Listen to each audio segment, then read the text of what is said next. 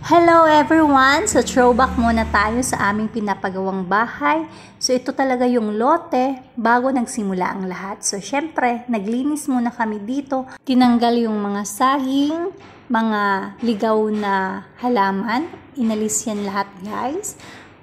So 7 meters width and 16.20 something yung length niya. So maabot siya sa 115 square meter yung title ng lupang ito. So alam na alam ko yan guys kasi in process ko muna yung papers bago namin inayos at nagpagawa ng bahay dito. So fast forward tayo guys. Ayan na, malinis na siya. So may mga tinira kaming saging kasi may mga bunga yung iba at of course sayang naman kapag tatanggalin kasi nga May yan nag-start na 2023 and natirahan namin siya April 20, 2024. Almost 1 year din yung the making ng bahay na ito. So at sa wakas ito na siya. So mapapa-thank you Lord ka na lang kapag ganito na yung nakikita mo sa bahay mo.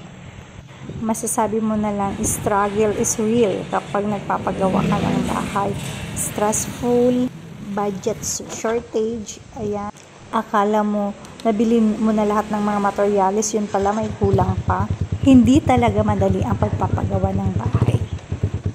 갑자기 내게 나타나준 너, 난 아무 말도 할 수가 없었지. 첫눈에 반한다는 이야기. Itong video na to guys ay ginawa siya noong September 18, 2023. Ayan. So yan yung simula ng pagbubungkal, simula ng paghuhukay. Yan yung mga first time na ginawa dito sa bahay na ito. And then first time bumili ng gravel and sand. And then ayan, makikita natin yung 9 na poste dito sa ating pinapagawang bahay. So fast forward tayo. Ayan, ay yung pagbubuhos naman dito sa ating mga poste. Ayan, ginagawa nila yan. I think it's 3 days bago masimulan at malagyan ng poste yung bahay na ito. So fast forward, yung sa pagbubuhos naman ng mga semento, ayan. Na-witness natin yung paglalagay ng mga semento, gravel and sand. So kung gaano kalalim at katibay yung ating mga poste. May mga panahon na naabutan siya ng ulan, bagyo, lindol at mainit na panahon, pero still continue pa rin ang pagpapagawa ng ating bahay. Sa part na ito, nagbibilang naman tayo ng ating pasahod sa ating mga laborers from Monday to Saturday. 6 days yan, ayan, pinapakita ko. Every Sunday yan ginagawa ko para ready na pagdating ng Monday. Dito naman sa video na to, kadalasan nagbibisita sila mama and papa para makita din nila yung status ng ating pinapagawang bahay. At dito naman, kung napapansin nyo, mainit yung panahon. Ang ganda mag-vlog kapag ganitong oras kasi nakakalibot tayo at nakikita natin talaga yung improvement ng trabaho nila.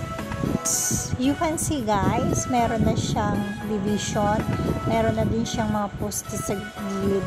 At sa pagkakataon na ito ay maghahanda na din kami para sa slab dito sa bahay na ito. So yung next na video nito ay yung pagbili namin ng mga materials para sa gagamitin sa slab. So ayan guys, so akala kong last na order namin sa nagagamitin sa slab pero nagkakamali pala ako.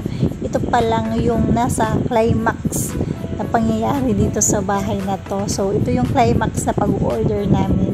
Meron pa tong susunod pala. So sa natatandaan ko 150 cement yung na-order ko dyan and nakalimutan ko yung mga plywood na yan, mga steel bars, hindi ko na matandaan pero para lang ito sa gagamitin namin sa slab.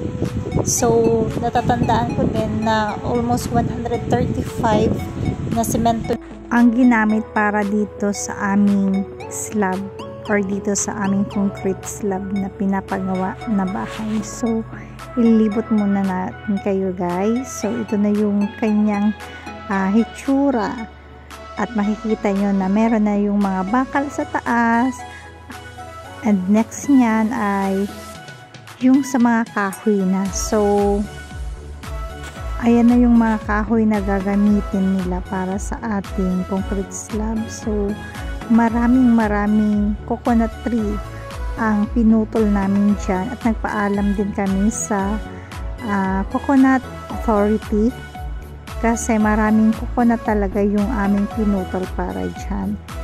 At meron din kaming binayaran sa Philippine Coconut Authority sa pagputol ng mga puno ng nyog. So, syempre bayad yan at legal yung pagputol namin ng mga kahoy na yan. And then, dito na makikita nyo yung paghahakot nila galing sa aming farm. Medyo malayo yung farm talaga. As walang nakakapasok na sasakyan doon, kaya tricycle yung ginagamit. And syempre, kapag tricycle ang ginamit, kunti lang talaga yung kanyang madadala. So, todo effort yung ating partner dyan. Ayan, naka-smile siya kahit pagod. So, at sabi niya mag-video daw ako para makita naman yung effort niya. Charis! Ito na yung mga kahoy na gagamitin. Puntahan natin, guys. Ayan, so ito yung mga kahoy na gagamitin namin para sa ngayong week. Ayan si Miguel, bisita sa bahay namin. Mag-hi ka muna, Gel. Ito yung bahay namin. Ito ang bahay nila, Toto at Tata. Magbibisita ka dito? Yes, mabisita daw siya sa amin, guys, kapag andito na kami. Na? Malaki ang house ni Tata? Yes. Yes. Dito naman sa part na ito, medyo malapit nang matapos lagyan ng mga coconut lumber yung ating pinapagawang bahay para sa ating concrete slab. So, medyo madami-dami na din yan yung mga kahoy na nakuha doon sa farm na sinasabi ko. And then, sa part na ito, kung titigan nyo, ayan, sobrang solid yung ating coconut lumber na nakuha sa ating farm. Ayan, so, ang ganda sa mata na malapit na siyang matapos. Ang sarap sa feeling na malapit na din mabuhusan yung bahay. At sinasabi ko nga dati sa mga vlog ko na thank you Lord, you're the best. Kasi pinahintulutan mo tong mangyari sa akin, sa amin ng aking partner, na matapos ito ng maayos at walang aberyang nangyari.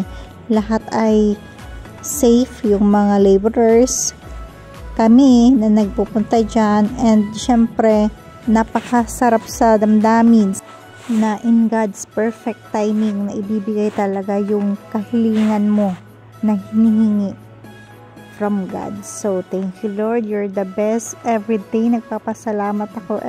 Every day and night nagpapasalamat ako sa mga blessings na pinagkaloob niya. So, thank you Lord talaga. Every time, thank you Lord na lang yung naiisip ko kasi siya lang naman yung nagbigay ng ganito sa akin.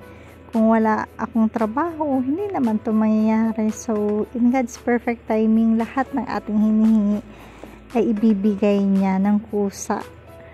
At ating itong i-embrace kasi ginusto natin at pinangarap natin. So, sa mga may pangarap dyan na magkaroon ng sariling bahay, so, laban lang.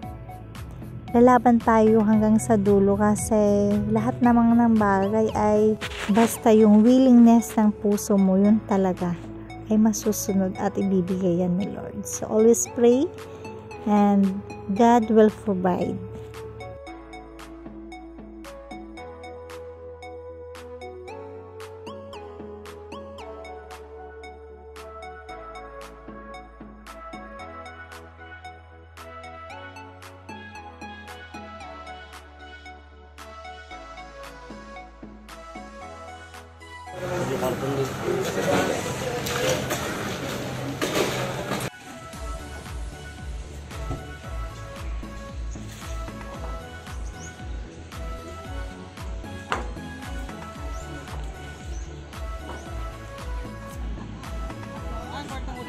Away ni.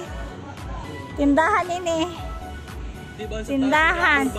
Ayo, amin ni.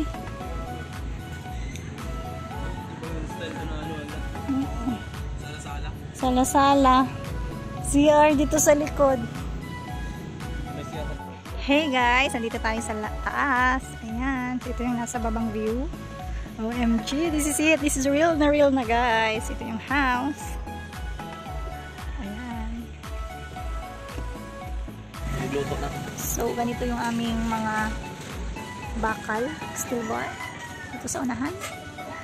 Ayan. Still nag-work pa rin sila guys. Ayan.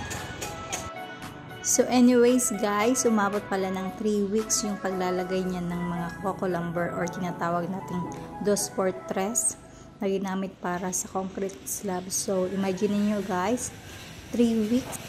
3 weeks din yung binayaran namin sa mga laborers.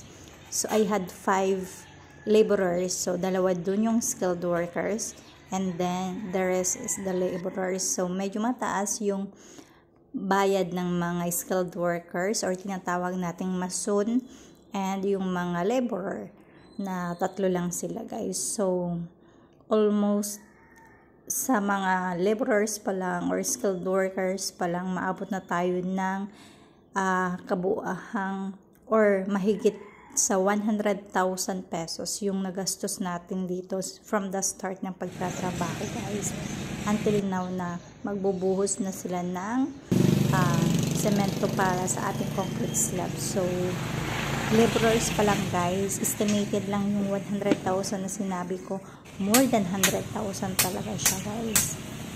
So dito naman sinisimulan na nila yung sa labas ng ating bahay. Inaayos na nila kasi after a week ng pagtatrabaho nila is yun na nga, yung sa concrete slab. So pinaghahandaan na natin yan at medyo mataas talaga or medyo madaming mga workers ang kailangan natin dyan para madali matapos yung ating concrete slab within 1 day kasi yun lang yung target, a day lang para maayos yung ating slab at syempre hindi tayo gastusan ng marami sa mga laborers kasi ito talaga yung pinaghahandaan yung concrete slab. So ayan, ipapakita ko din sa inyo kung gaano katibay at gaano kadami na coconut lumber or dos por tres ang ginamit para sa ating concrete slab. So we are done. So ganito yung effort ko pag bumababa guys. Ayan. Ayan. Ayan, ito yung baba. Ito yung loob. So, it's very madilim. So, careful lang kapag bumababa. So, ito naman yung effort natin kapag tumataas naman tayo. Ito yung munang temporary hagdanan. So, syempre, gawa lang siya sa coconut lumber. Ayan, so temporary lang yan para makapunta tayo sa taas ng ating pinapagawang bahay. So, be careful, hinay-hinay lang kasi madulas kasi umulan yan yung time na yan. Oh, matatapos na! Yes.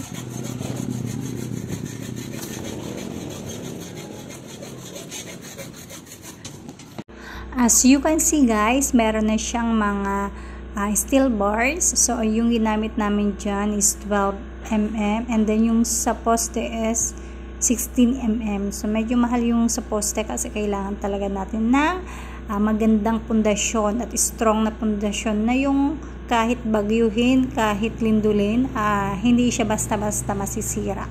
And then guys, dyan naman sa nakikita nyo sa plywood na ginamit namin dyan, yung tinatawag nilang half, yung makapal na talaga siya kasi kahit papaano lagyan ng buhos katulad ng semento, baybay at grava, matatag pa rin siya at hindi siya basta-basta masisira.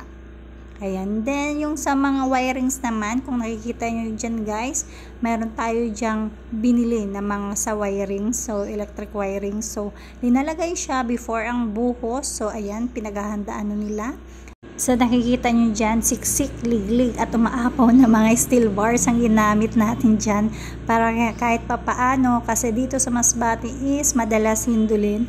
Ayan, so kailangan talaga strong yung ating foundation. Ayan naman, pinaghahandaan na nila yung sa hagdanan dito sa labas para sa pag-aabot ng mga hinalong semento. So ayan na, start na tayo ng ating pagbuho. So that day, ayan, sobrang dami tayo dyang mga laborers. I think umabot sila ng 21 na labor nung time na yan para kahit papaano mapadali yung kanilang ginagawang trabaho. At syempre, at that time, meron siyang ulan na nangyari. So, it means it's a blessing. Ang saya kahit papaano kasi sabi ng mga matatanda, blessing daw yung umuulan kapag nagbubuhos. Hindi ko alam pero naniniwala pa rin ako dyan na may blessing talaga every time na umuulan. So, ayan. Hey guys, ayan, naka-half na sila ngayon. Before mag-12, natapos nila yan. And then, mamaya naman, itong sa unahan na. So, after lunch yan, automatic nagtrabaho na ulit sila. So, at that moment naman, nakikita nyo, wala nang ulan. Mainit na naman siya, guys. So, ulan, init yung kanilang naramdaman nung time na pagbubuhos nito sa ating bahay. So, at this moment naman, ako naman ay umakyat. Tingnan natin, i-check natin kung hanggang saan na naabot yung pag-slab. Taran! Oh, malapit na, guys! Oh my God! Malapit na siya. Dandan. Careful. Yan. Oh, malapit na, guys. Kunting-kunti na lang. Matatapos na din. Oh my God. Tuyo na sa hulihan. Sana all. Ay, thank you, Lord. Malapit na. Malapit na siya. Okay, time check. 4 p.m. 130 bags of cement. Ayan, ubos namin. Ayan. Lapit na, guys. So, guys, nakikita nyo ba ang nakikita ko? Malapit na. Andito na sa hagdan. Magbubuhos. Ang semento. Ayan. Nakikita ko na siya, guys. It's 4:10 p.m. So, before 5, tapos na yung ating pinapagawang bahay. Thank you so much, Lord, for this. So, fast forward tayo, guys. 25 days after the concrete slab. Ito na siya, guys. Inalisan na siya ng mga coco lumber. Ayan. So, makikita na natin yung buong hitsura ng bahay. Malalakaran na natin yung ating pinapagawang bahay. Last time, hindi natin yan mapuntahan. Ngayon ay pwede na tayong pumasok at matingnan kung ano na yung result ng ating bahay. So, ayan. I think it's 50% na yung accomplishment dito sa ating pinapagawang bahay. Hey guys, it's December 12, 2023. Ayan. Wala na dito yung mga kahoy. Ayan. So, malinis na siya, guys. Ayan. Ito na yung ating makikita. Wala na din yung mga plywood na nakadikit dyan. Maliban na lang dito sa isa. Ayan. So, ditong area na to, ayan, dyan. Dyan yung maliit nating store. And then, dito may door para dito sa aming pansamantalang kwarto. So, dito naman, ayan, close yan. Maglalagay pa dyan ng steel bar and ng hollow blocks. Tapos, meron din ditong pintuan. And then, dito na yung aming sala. Dito na din yung aming dining area. Dito yung aming CR and kitchen. Ayan. Thank you so much, Lord, for this. Ganito na siya. Pwede na tayo dito matulog kasi meron ng bubong. Ayan. So, next is flooring. Yan yung ating papagawa ngayong December. Hi everyone, it's January 14, it's Sunday. January 14, 2024. So, first month of the year. Ayan. So, magpapatrabaho ulit tayo dito. To be continue na yung ating pinapagawang bahay. So, before, ito muna yung ipapakita natin. Ayan, medyo magulo. Bukas, Monday, mag-start na dito ng flooring. And, of course, kasabay yung finishing. dito sa ating bahay. So, included na din yung mga sa kuryente. So,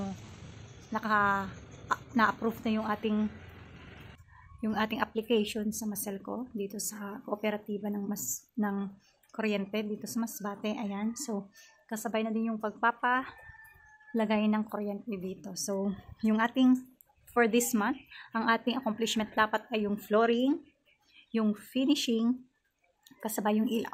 Dapat this month, malagyan ito ng ilaw. So, this is for today's video.